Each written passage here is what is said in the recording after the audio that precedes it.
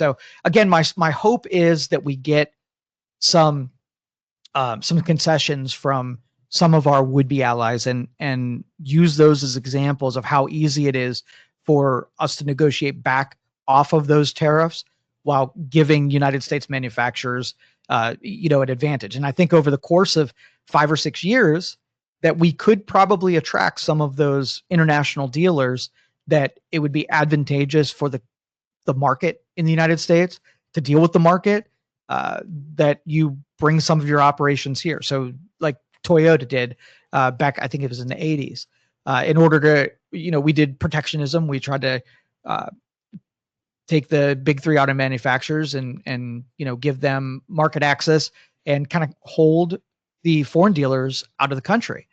Well, the negotiation was you had Honda and Toyota that started bringing some of their manufacturing operations to the United States.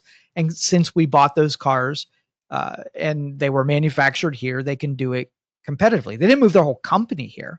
They just brought enough operations to qualify for a better tax rate. And I think that's sort of what we'll see on the other side of this, is even if we're not, organically manufacturing all of our raw materials and our products, that we give companies, just like the TikTok thing, we give those companies a reason to bring operations here where they can be properly regulated. We're not buying iPhones that are taking advantage of, poor countries to produce the phones that we carry around in our pockets. And then somehow we have sort of like a moral disconnection where we don't feel responsible for a 12-year-old kid mining the lithium that went into that cell phone, or the assembling the iPhones in a country where someone's being paid $1. Once you're exposed to that and know that that's what you're subsidizing and buying, it's harder to buy that product, right? So if let's just say the iPhone costs, $1,200 right now, and moving manufacturing to the United States where there are proper regulations adds $400 more to that cell phone.